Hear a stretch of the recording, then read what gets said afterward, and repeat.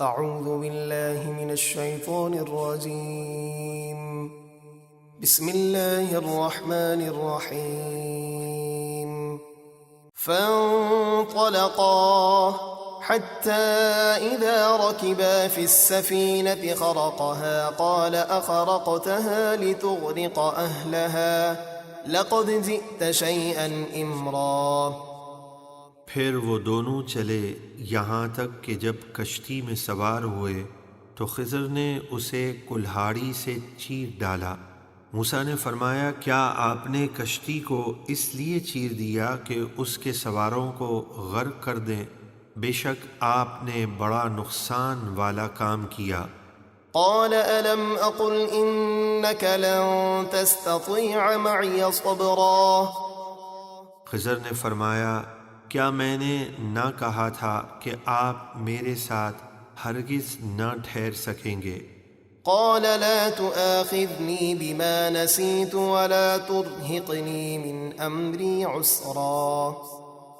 موسیٰ نے فرمایا، میری بھول پر میری گرفت نہ کیجیے اور میرے اس معاملے میں مجھ پر سختی نہ فرمائیں۔ فانطلقا حتى إذا لقيا غلاما فقتله قال أقتلت نفسا زكية بغير نفس لقد جئت شيئا نكرا. کشتی سے اتر کر پھر دونوں چلے یہاں تک کہ جب ایک لڑکے سے ملے تو خضر نے اسے قتل کر دیا۔ موسیٰ نے فرمایا، کیا آپ نے ایک بے گناہ ستھری جان کو بغیر کسی جان کے بدلے قتل کر دیا؟ بے شک آپ نے بہت برا کام کیا۔ قال ألم أقل لك إنك لن تستطيع معي صبرا. خضر نے فرمایا، میں نے آپ سے نہ کہا تھا کہ آپ ہرگز میرے ساتھ نہ ٹھہر سکیں گے؟ قال إن سألتك عن شيء بعدها فلا تصاحبني قد بلغت من لدني عذرا. موسیٰ نے فرمایا، اگر اس کے بعد میں آپ سے کسی چیز کے بارے میں سوال کروں تو آپ مجھے اپنے ساتھ مت رکھیے گا، بے شک میری طرف سے آپ کا عذر پورا ہو چکا۔ فانطلقا حتى إذا أتيا أهل قرية استطعما أهلها فأبوا أن يضيفوهما فوجدا فيها جدارا يريد أن ينقض فأقامه قال لو شئت لاتخذت عليه أجرا. پھر دونوں چلے یہاں تک کہ جب ایک بستی والوں کے پاس آئے جس کا نام انطاکیہ تھا تو اس کے باشندوں سے کھانا مانگا تو انہوں نے ان کی مہمان نوازی سے صاف انکار کر دیا۔ پھر دونوں نے اس بستی میں ایک دیوار پائی جو گرنے ہی والی تھی تو خضر نے اپنا دست مبارک لگا کر اسے سیدھا کر دیا۔ موسیٰ نے فرمایا، اگر آپ چاہتے تو اس پر کچھ مزدوری لے لیتے۔ قال هذا فراق بيني وبينك سأنبئك بتأويل ما لم تستطع عليه صبرا. خضر نے فرمایا، یہ میری اور آپ کی جدائی کا وقت ہے، اب میں آپ کو ان باتوں کی حقیقت بتاؤں گا جن پر آپ سے صبر نہ ہو سکا۔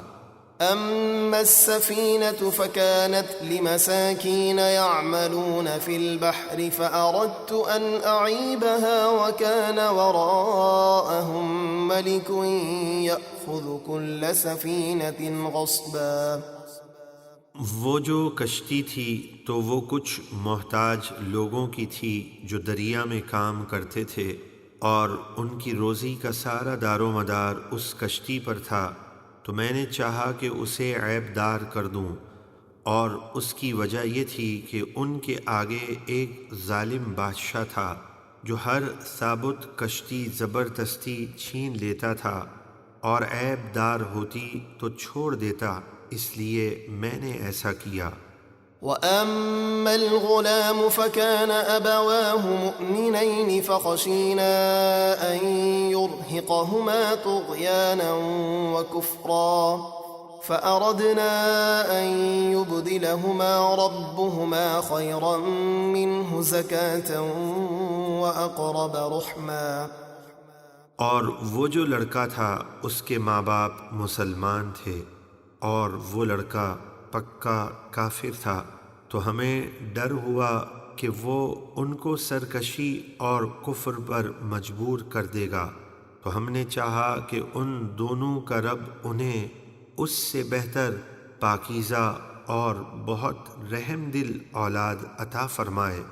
وأما الجدار فكان لغلامين يتيمين في المدينة وكان تحته كنز لهما وكان أبوهما صالحا فأراد ربك أن يبلغا أشدهما ويستخرجا كنزهما رحمة من ربك وما فعلته عن أمري ذلك تأويل ما لم تستطع عليه صبرا۔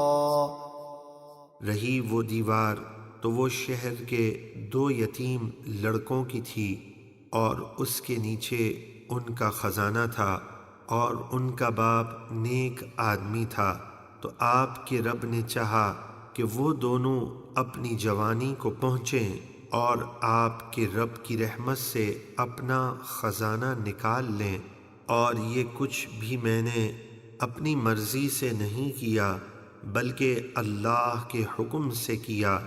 یہ ان باتوں کی حقیقت ہے جن پر آپ صبر نہ کر سکے۔